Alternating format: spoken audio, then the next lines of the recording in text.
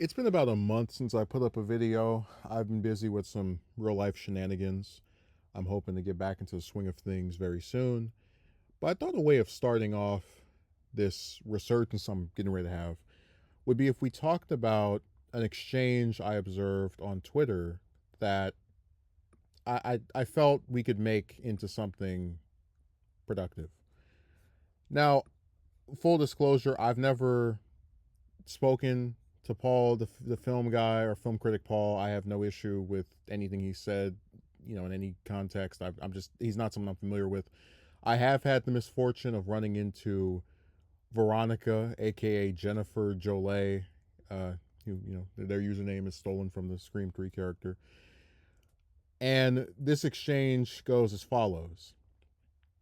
Paul puts up reviews of Terrifier 2 and 3, and he writes on Twitter, Terrifier 2 and 3 are amazing films and cement Terrifier's legacy as the best franchise in horror in the 2020s and deserve all the praise they get. They are gritty and real, yet funny and emotional. Veronica quote tweets this and goes, I would say you're not a real person, but you're a man, so it makes sense. And then Paul says, I'm sorry you didn't like the movies. I hope you have a good day. Veronica replies, I hope you don't have a good day if your favorite movies are misogynistic torture porn. And then Paul responds, sorry you took my review as that. I like all kinds of movies and I understand if you don't like them. That wasn't my take on the film, but if you took it that way, I can understand why you didn't like the movie. I'm sorry if my review made you feel upset. Veronica responds, don't get snarky. You know it's not the review, it's the films. Media comprehension skills would help you see that, but I guess you just don't have them. Now, this goes on for a little bit longer. I know she at one point deleted her comment to him because a lot of people started responding to it. I'm someone who's not that big of a Terrifier fan where I still haven't even seen the third one. I saw the first two, liked them. I really liked the second one. I thought it had a much more coherent story. I thought Sienna was, a nice final girl.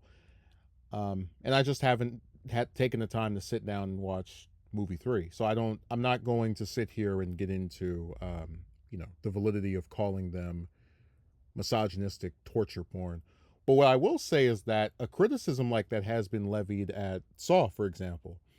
And, I don't see what's accomplished by attacking the people who like a movie that you have a problem with.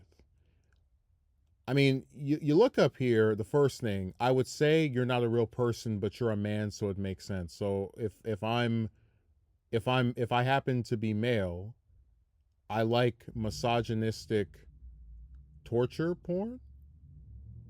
I mean, I hate to plug in my other videos, but the whole point of doing Halloween 6, my version of it, is to give the character of Jamie Lloyd, who happens to be a girl, a happy ending because I felt like the conclusion that she received was very distasteful for the character, who happens to be female. But it's interesting that, in having, you can have that type of like end goal with something where it is to give a female character or multiple female characters a positive conclusion. But then if you like something where, certain characters who happen to be female are killed in a grotesque or violent manner, you are into misogynistic torture porn. But see, really what's so fascinating about this exchange is that Paul, throughout the whole thing, is very calm, doesn't insult her, and it's like looking for an argument. Don't get snarky. You know it's not the review, it's the films. And when you read that part, you're like, well, wait a second. If you're upset about the movies and not my review, then why are you having an issue with me in particular?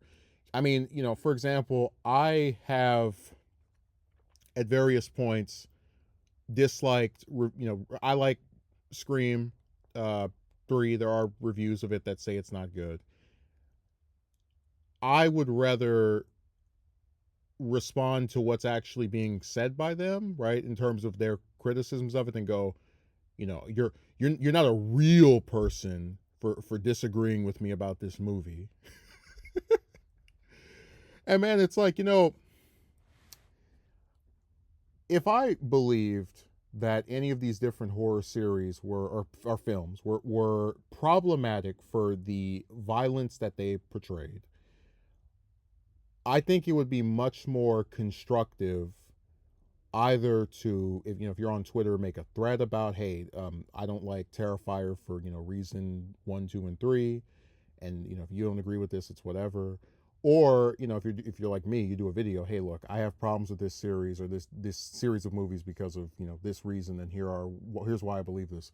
I don't see what is accomplished by insulting someone who happens to like the movie, because there are a lot of people that like Terrifier. Terrifier is already greenlit for a fourth film, so it was financially successful. Of course, that doesn't mean that it's automatically good, but it is to say that this is clearly like it's this way. It goes like this: if you when you insult people that like the different horror series, all the big ones anyway, they're and when you write stuff like this, these particular types of insults, you try to make it seem like there's something wrong with this person for enjoying this type of film, and almost like in a like singular type way, like you're not a real person. But then you also have to remember, wait a second, if there's something wrong with him, there must be something wrong with the other, however many millions of people also watched and similarly enjoyed this movie. So I just brought this up because it's part of a series of videos I've done in response to different scenarios of relating to discourse about horror and other, just fandoms in general. I did the video on the person that was saying that, people who, if they were upset that Sydney wasn't going to be in Scream 6, then they're not real Scream fans. And then you had those weird guys that were talking about Danielle Harris and what way they didn't like how she looked. And it's all of this stuff. I'm not trying to pretend I'm making some, crafting a larger narrative or story here, but the point of doing these types of videos is to say that I do not see where this type of commentary is helpful to a single goddamn person. If Paul wrote a review that I didn't like, I would say to him, or I would, maybe I wouldn't directly write something to him, but that would still be on the table. I would respond to his review and say, hey, look, I don't agree with this. I don't agree with that. You're not getting that when you quote tweet the person, tell them that they're not real, and then, proceed to have this exchange where you are hinting at your disillusion with the movie, but still not like directly expressing why this guy's comment in particular incensed you so much. And of course, the reason for that is because, especially with a site like Twitter, a lot of these people, these faceless, like entities on that site, are not seeking a discourse. They want to be seen, but not analyzed or actually, thought of in depth, in the sense that you'll see this person write loads of comments about this movie, this show, but when challenged, when someone responds, says, well, wait a second, I don't really think that's they're going to, like, they're either going to back off, or if they do double down, it's more just generalized insults and avoidance of having an actual conversation about the supposed problem.